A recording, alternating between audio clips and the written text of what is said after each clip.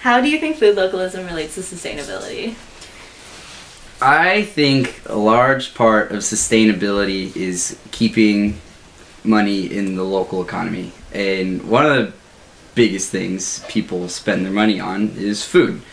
And conventionally, if we're buying more processed foods or foods that are transported over long distances, that's sending money outside of the local economy.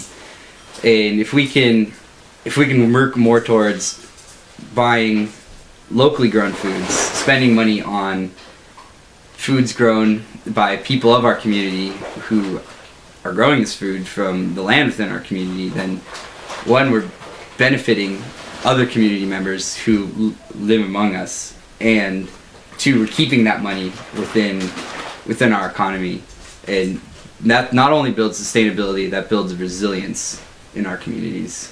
And I think food is something that people always have to buy. Food is something that is inherent in all of our lives, and we have to buy it. We have to consume it every single day to live on. And people should be willing to spend a little extra money on local food because it builds that sustainability and that resilience within your community. Describe some of the things that you've learned or seen in your sustainable agriculture class. Oh man, I've seen a lot of really happy farmers. I think that sustainable agriculture, permaculture, agroecology, all these sorts of different words that sort of pertain to this same idea of getting away from conventional agriculture in a sense of monoculture, pesticide use, big large farms, moving away from that and getting back to working in the land and getting your hands dirty and really feeling out and becoming part of the farm and working with it instead of just applying a formula to the land and then using crop dusters and big tractors. And sure, you get to scale out of that and you get massive production benefits, but that sort of it erodes a certain fundamental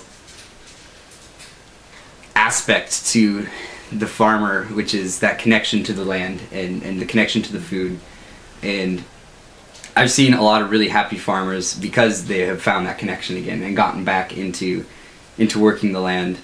And it creates, again, back to the question before, it creates those sustainable and resilient communities because you have farmers who are willing to put their energy and put their labor into the land, and out of it they get food for the community. And I think honestly we need more people like that. We need more people who are willing to go be farmers, more people who are willing to go put their work into the land, and not necessarily for profit, but for deriving their own value from it, and people who really want to enjoy being a farmer and getting that value out of the land.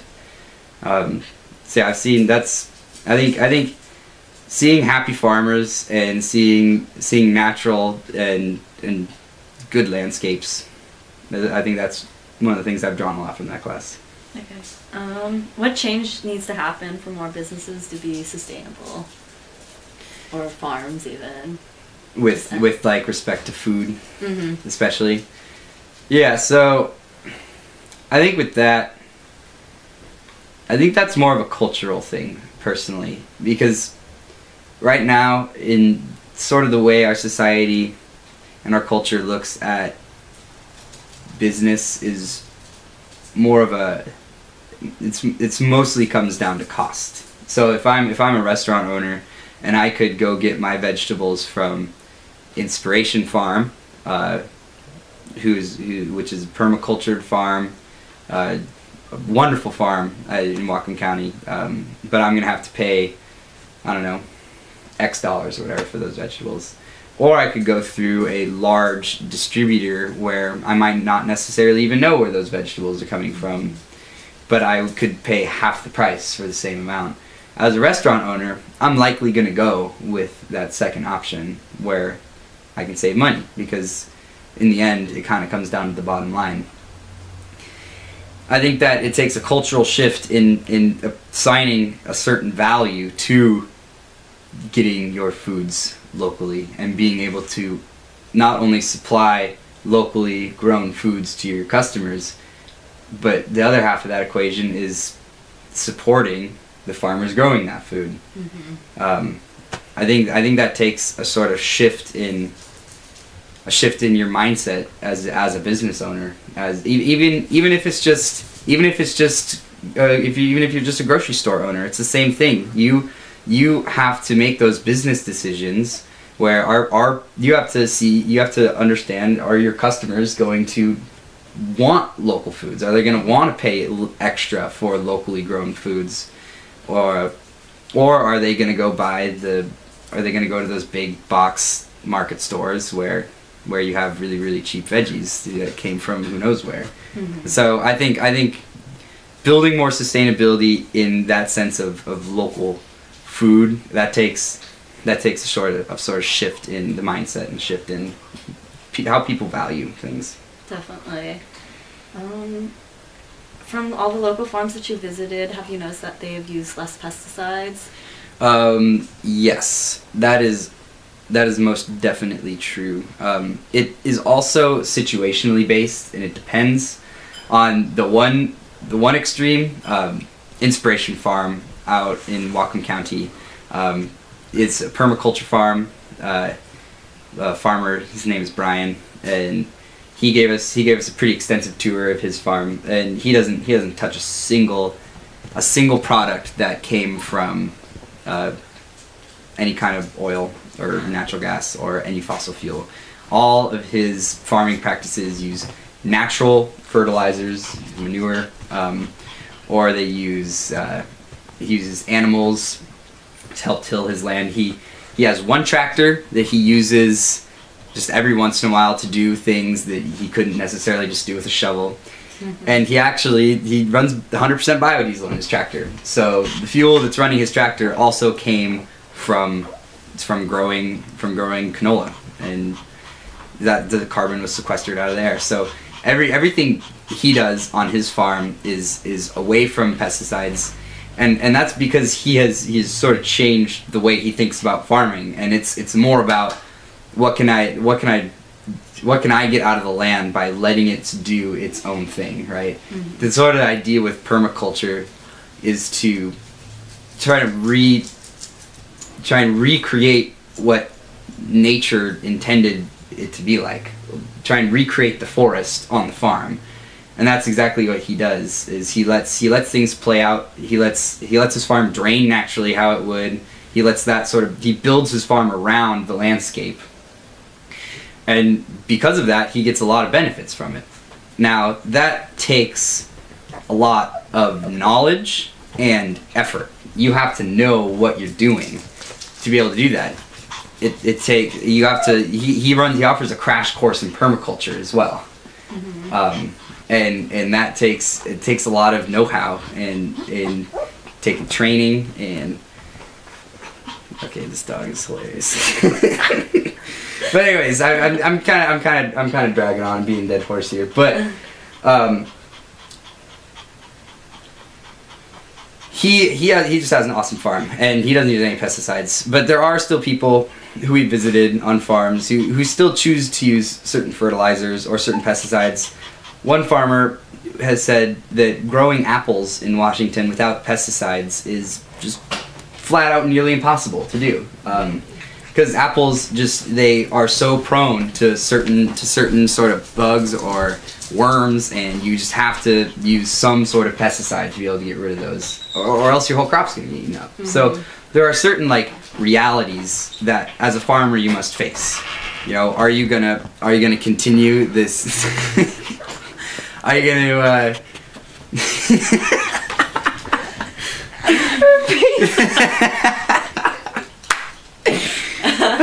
That's so funny. But yeah, right. Realities, right? As a farmer, there are realities you face, and sometimes, really, the only choice you have is to throw down some sort of pesticide on your crops, or else they're all gonna go to mush. You know, would you rather see your whole crop go to waste or apply some sort of pesticide and be able to sell your product.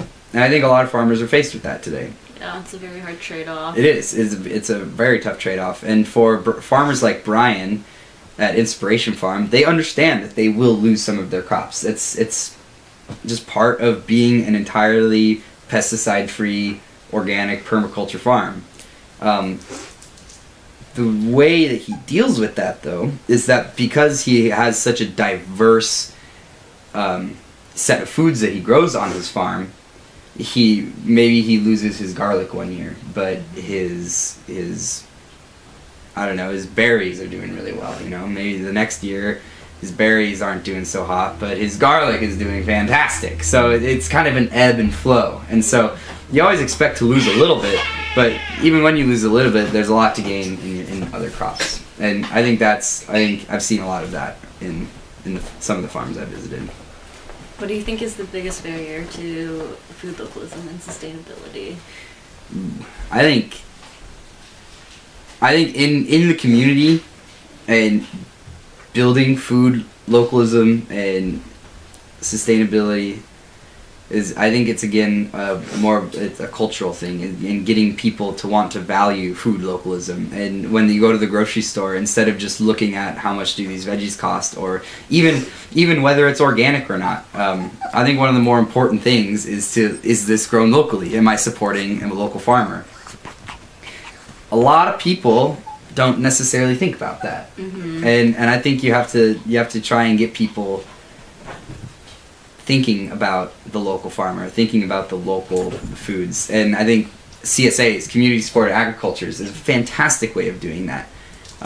You pay up front, but then the farmer grows his crops. He has the money to be able to invest at the beginning of the season, and then over the course of the growing season, you get your box every week of fresh veggies from a local farmer. And that is a whole new way of consuming local food, and it's something that a lot of people don't know about.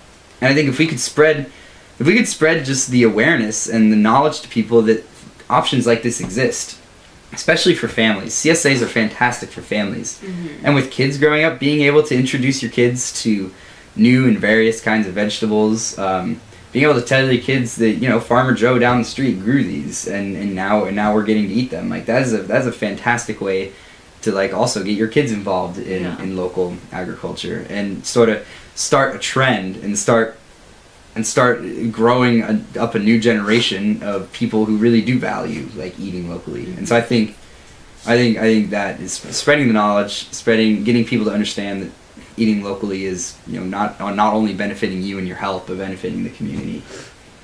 All right, thank you, Brandon.